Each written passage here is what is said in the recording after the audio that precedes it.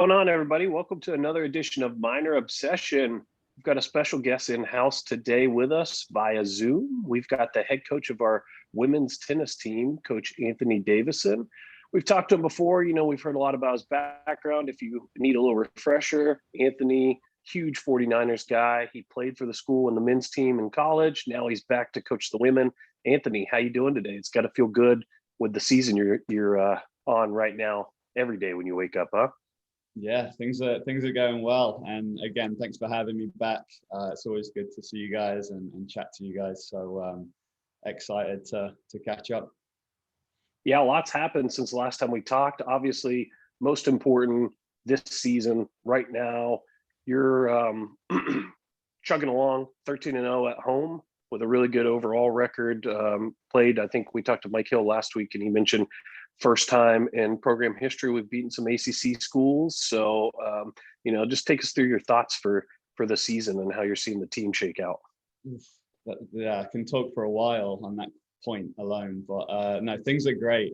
Team's been working extremely hard. I think something to just start off, this point with is that I'm really proud of how the team's managed this year. This has been a tough year. Everyone's aware of why, and there's pre-made excuses to not be great this year. And I think our team has handled themselves really professionally, and that's contributed massively to our success. We've been able to train very hard and very specifically in the fall, and that has led us to having a lot of good results this spring so far. We've kind of changed direction a little bit with our focuses this year. We focused a lot more on process and who we wanted to be, what we wanted to look like, on the court.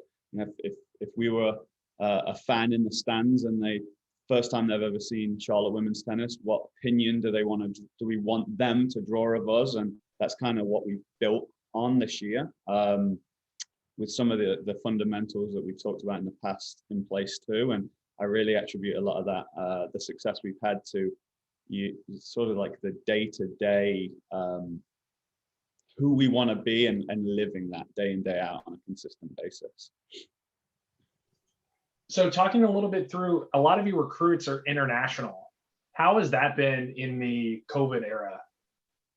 Yeah, that's been tricky because, as you guys know, this place is amazing, and one of the things we like to do is get people on this campus to see it on official visits and that reaction. So, not being able to bring people in on visits, not being able to share that has been a challenge. I think as a coach and staff, we've done pretty well with showcasing this campus and the school and everything we have to offer virtually. We've spent a lot of time walking the campus with recruits on FaceTime and stuff like that, but it's not quite the same.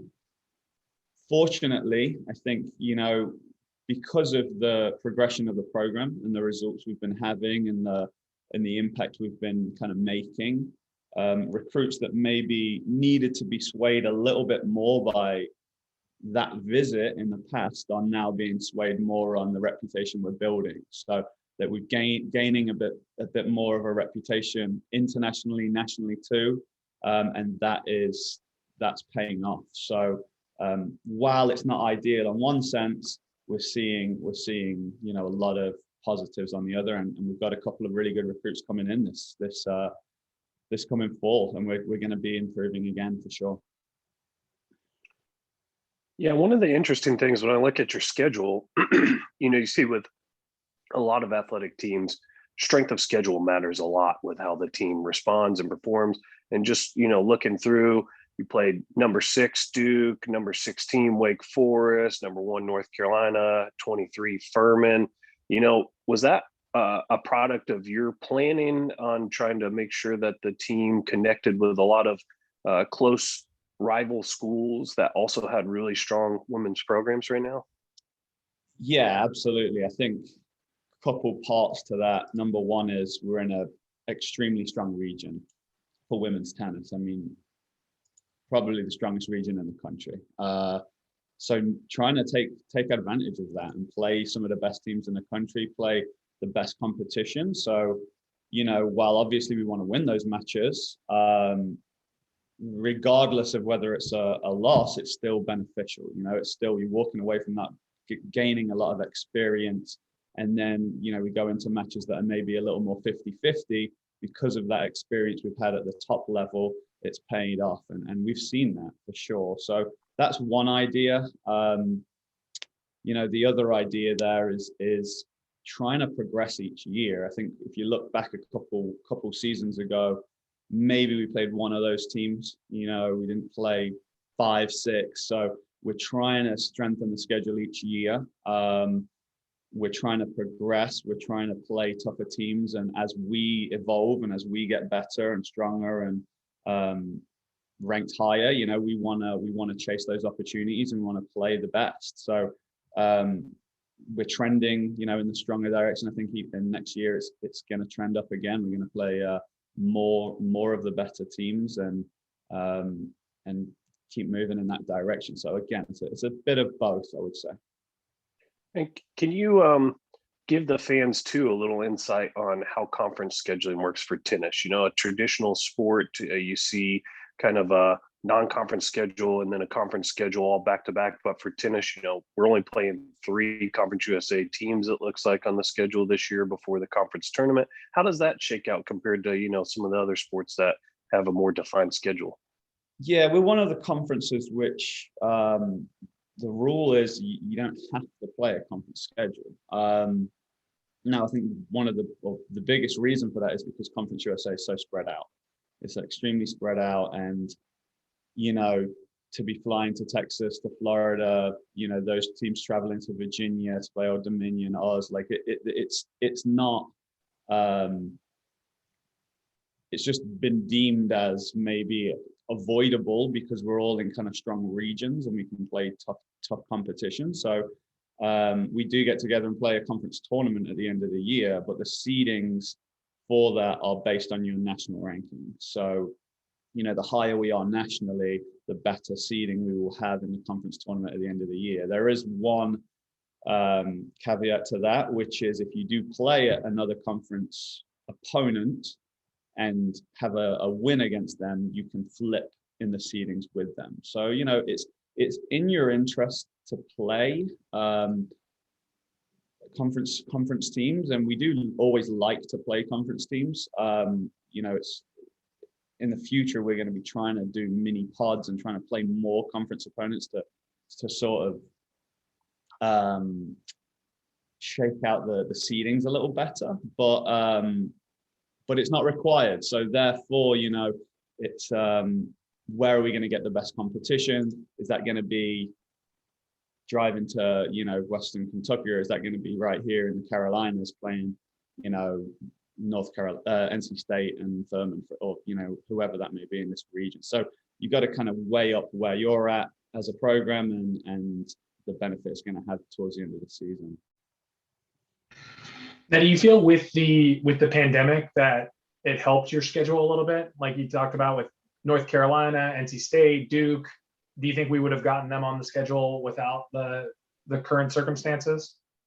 I do think we would have got them on the schedule because I think those schools are, seeing our progress and want to play us now as well. In the past couple years back, hate to say it, but it might not have been that beneficial for them to play us, like from a rankings perspective and from a level perspective. Now it definitely is.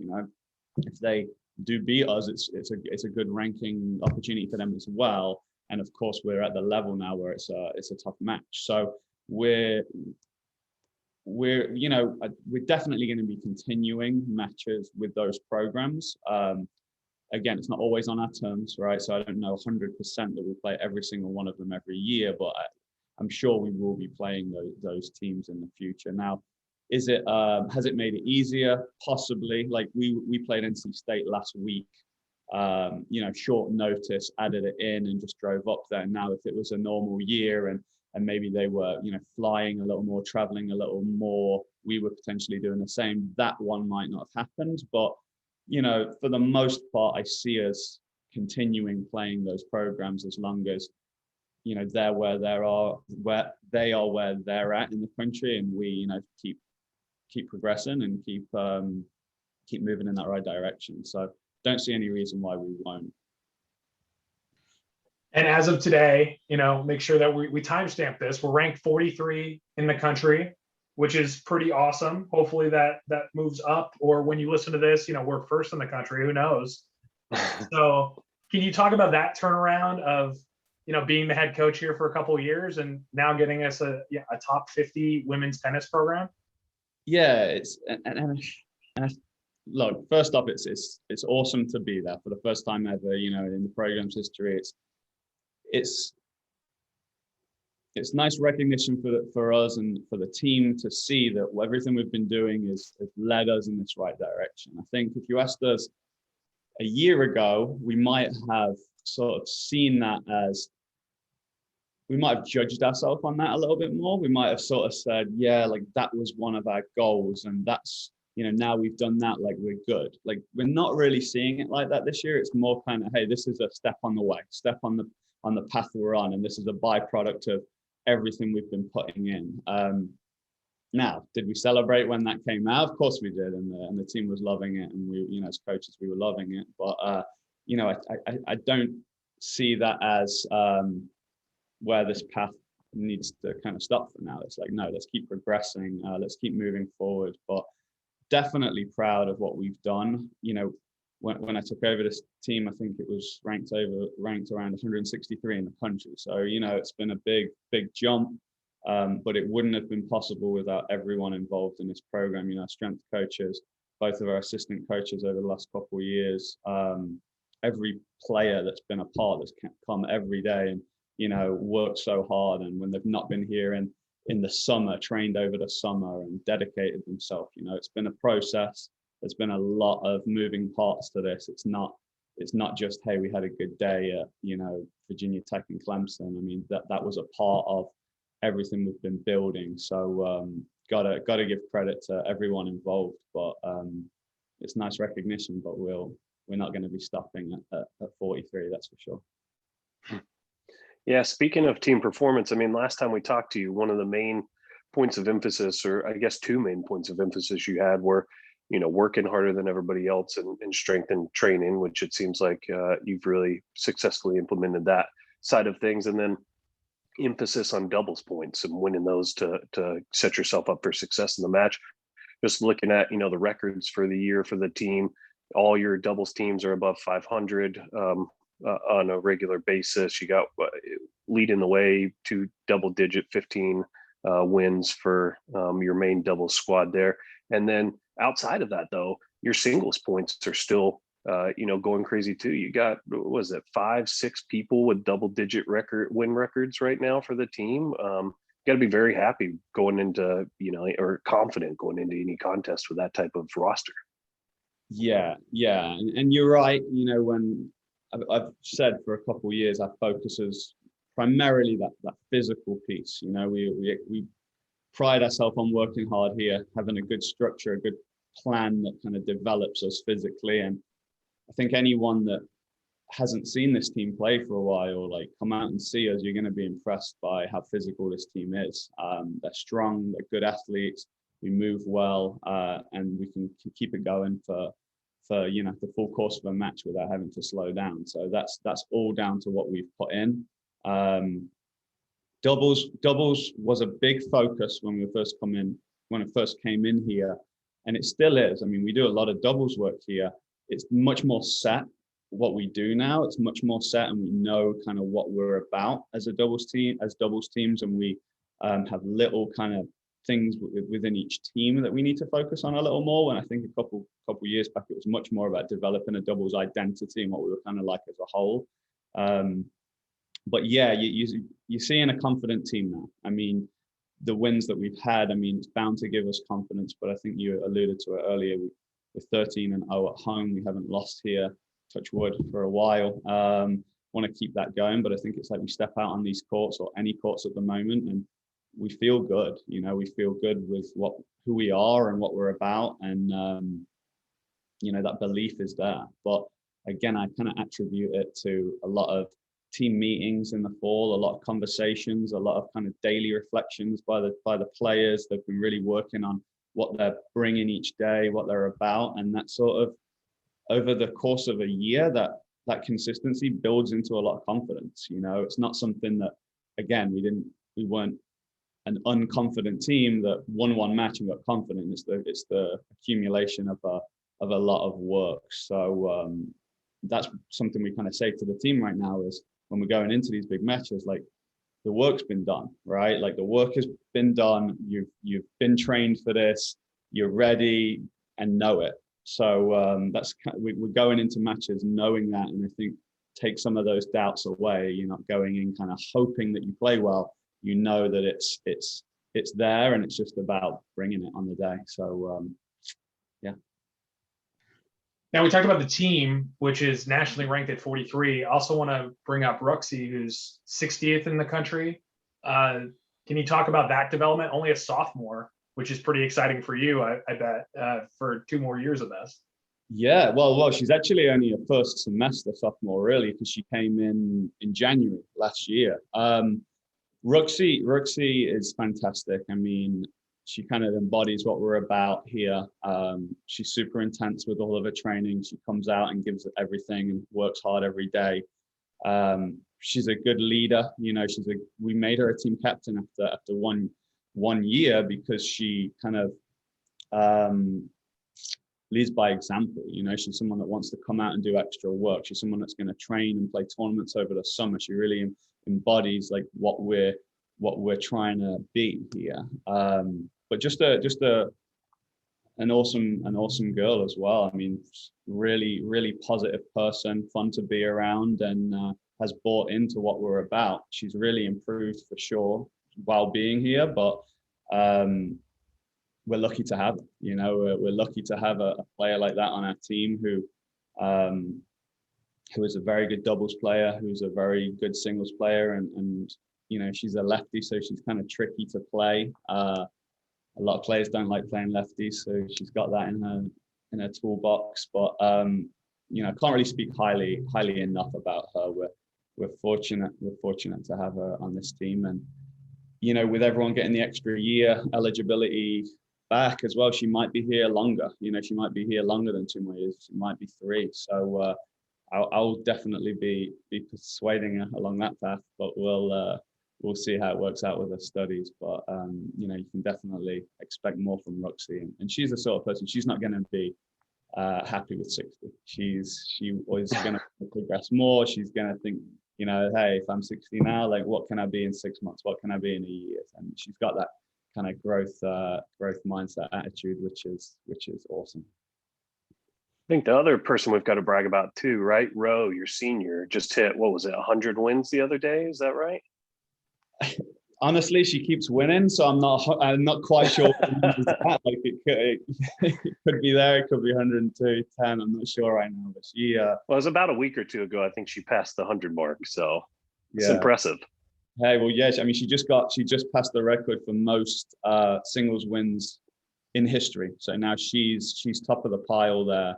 I think that was maybe around 80, but the record you're talking about is maybe the combined singles and doubles, but which she's close to the top now as well. And you know, she's still got some time. I won't be surprised if she breaks that one too. But Ro's someone that, you know, was on this team when I came in and took over this team, and from day one, from the first day, you know, I stepped foot here, she has just brought it every single day, and she's earned that record. You know, she's earned it through hard work, through dedication. She's a fighter on the court, and she's also a team captain. You know, those two are our team captains, but she is just ferocious out there. We have an internal award on the team called the Warrior Award. She won that, and that's someone who kind of embodies the fighter on the court, the person who when you know, if we're down to the last match, who do we want to rely on, you know? And that's her. I mean, she battles for everything, and she's hard to beat. She's tough, she's athletic, but again, she's just a pleasure to be around. She brings such good vibes to the team, and again, we're so lucky to have her. So she is someone that I think without a player like that, you know, coming in as a coach a couple of years back now, almost 3 years ago now, like a lot of the stuff we were implementing, it wouldn't have been possible. You needed a player or players like that. We've been fortunate to have players like that, but she's someone that kind of bought into everything we were about and made our lives a lot easier. And fortunately, the team's gone in a great direction because of that. But she has grown and improved so much and become such a, you know, amazing player for Charlotte Women's Tennis because of that as well. So Anthony, we've got 5 more matches before the conference tournament, 4 at home. What can we expect to see? What should fans be coming out? I know before we started talking, you're saying the crowds are getting pretty good. What can fans do to support? Definitely come on out. Like we're allowed fans out now. You know, we're at a limited capacity, but you know, fortunately, we're lucky enough to have this beautiful stadium with a lot of seats. So even at limited capacity, you can still get a good atmosphere out here.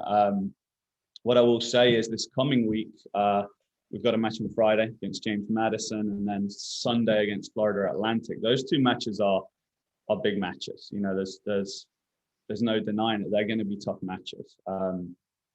So probably the 2 toughest matches up to this date at home this year.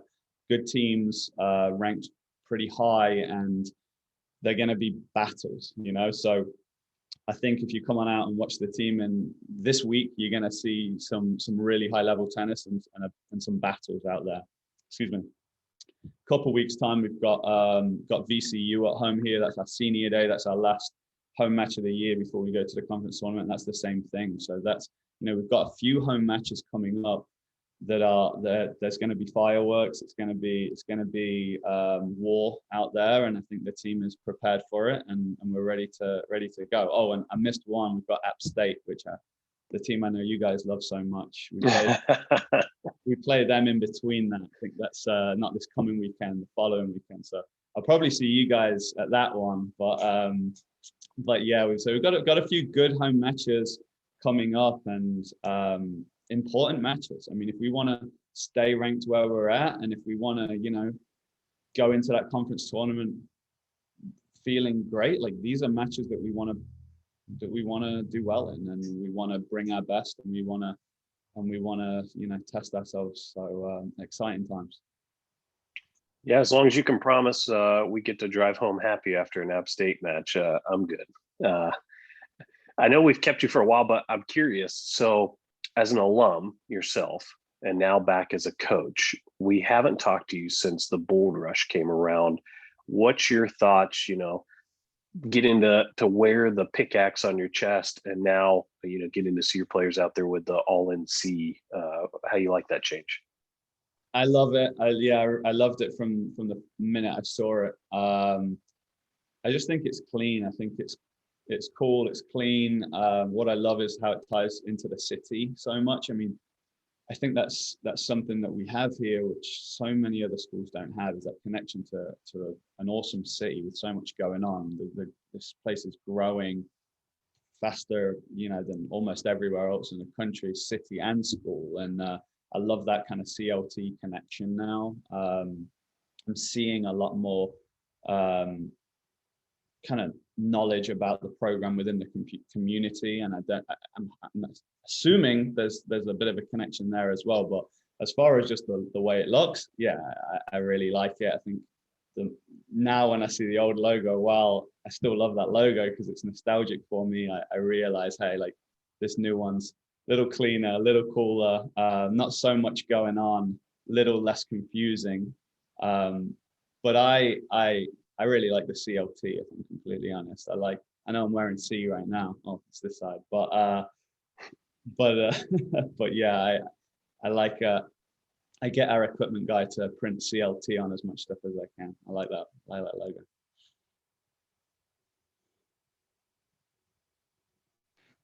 Awesome.